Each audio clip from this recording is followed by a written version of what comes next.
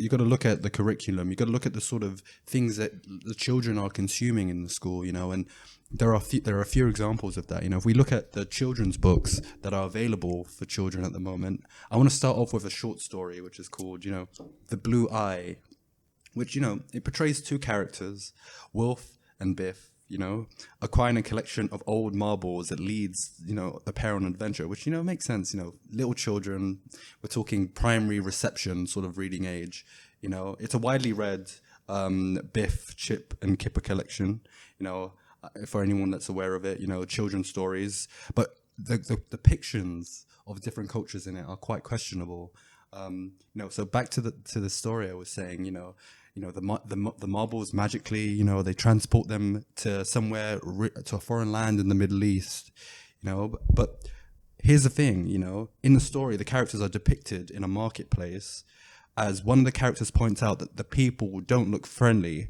And as you can see from these images, that we've posted on here, is that you can see that there's a woman in a niqab and there are a man with a turban. This is clearly the Middle East. And for a child to come across something like this and assume that these particular images are not particularly friendly, what does that mean for the way that they treat others, who exactly who their image, their appearance looks quite similar to it, Yeah, and of course, in addition to that, let's say if that is combined with racist stereotypes from their parents, for example, yes, or like from the media, then of course they're gonna be like, oh, that's just who these people are, right? So even this is in my opinion why you see kids as young as like 5 or saying a bunch of racist things. They may not know what they're saying, but at the same time, it didn't come from nowhere. At the same time, like it must have been imbued in their brain, right? Either through just the friends or like family, friends, the society. Right. The media, these kinds of things. For sure, but the bigger question is that it's important to think about how many people were involved in producing this children's book. We're talking about there being a writer, an artist, and we're talking about a publisher. We're talking about several layers of grown adults it needs to go through before it gets approved. Even more than this, we're talking like only last year, the Dr. Seuss collection, announced that they would seize 6 of their publications. Why? Because they were hurtful in their portrayal of ethnic minorities, Dr. Seuss, If I Ran the Zoo, for example, has stereotypes about, Arabic and African men. The book also refers to Asian people as, I quote this, eyes all aslant.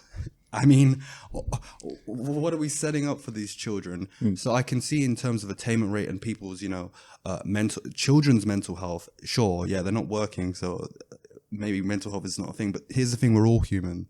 We're all playing the same game here. Even if you're a child or an adult, sure, you may be oblivious to the realities that's what's going on. But however, you're setting a path where their perception of others,